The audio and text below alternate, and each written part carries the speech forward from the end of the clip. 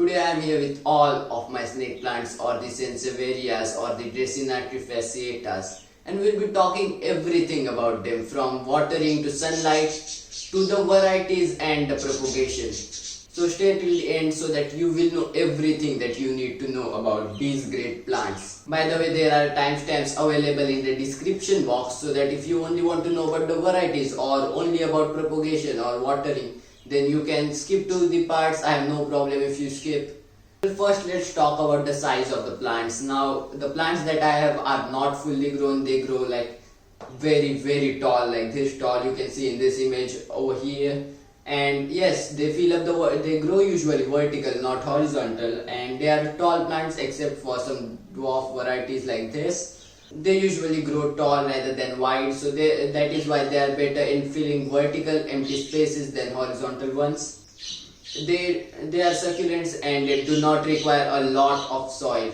As you can see, I have propagated this, and there is a very small containers. Even the grown ones over here are in a very tiny container. They do not require a lot of soil and they grow very well.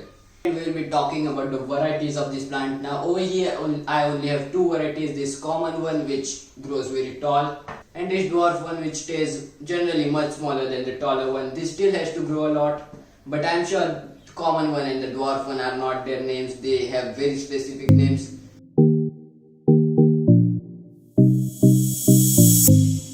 The third thing is care, and the first thing is care will be obviously watering. Now these plants are succulents. They are from the desert, so they do not like to sit in water.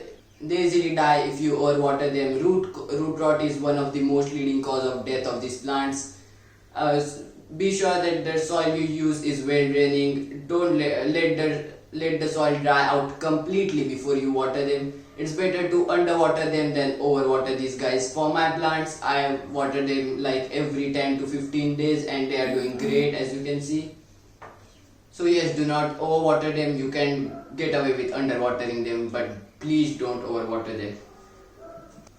The next thing is sunlight requirements. A lot of the times these plants are referred to as zero light plant, but is that really true?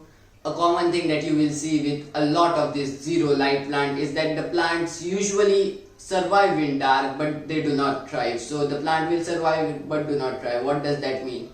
The plant will stay the same. It won't die, but it would not grow either. So over here, if you want this plant to grow really quickly, it is a good idea to put it in a sunny window. Do not put it in direct sun, but bright indirect light is what all of these plants prefer. You can get away with a little direct light in the morning, but avoid the afternoon sun. But yes, they do love light. They love bright light, and if you keep them in a dark corner, they will still stay. They won't die, but they won't grow. They will grow slow, and by slow I mean very slow. The propagations also will start very late, and yes, the plant just will start growing slower if you put in a darker corner. One thing to remember is that the more light you provide this plant, the more you will have to water it, because if you provide it more light, it will do more photosynthesis and grow more.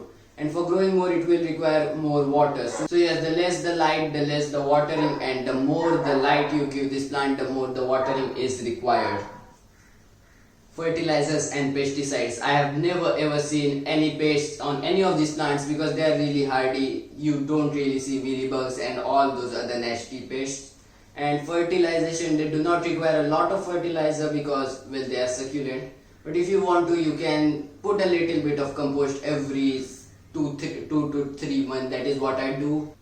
They really don't mind if they don't get any fertilizer or any pest control. They are just a very hardy plant. Now let's talk about propagating these plants. Now the easiest way to propagate these plants will be through cuttings. Be sure the cuttings you take should be at least 2 to 3 inches long, and cut them, let them dry. Don't put them directly in water. Let them dry for 1 day, then put it in moist soil or water. I recommend moist soil because a lot of the times in the water, if you're not careful enough, they will just rot. So soil is the best. Go for the soil. Put them in there, water every few days, and they will develop roots, and after some days they will shoot out a new pup like this, and then you can separate them and place them in something like this. This is very small, but you can separate them, you get the idea. By the way, if you have the liberty to get any cutting, I recommend you get the top like this, because well, the square ones just don't look good, and you can keep this in your house and this looks much more better than the little square things. Availability and cost depends from place to place, but the common ones like this, not common one, and the dwarf one, which are pretty common, you will find them everywhere and they will be pretty cheap. So yes, that was the care guide for the snake plant. Hope you guys enjoyed the video. If you did, check out the other video about tree potting and a playlist. If you want any other video about any other plant, be sure to comment down. Thank you guys, thanks for watching.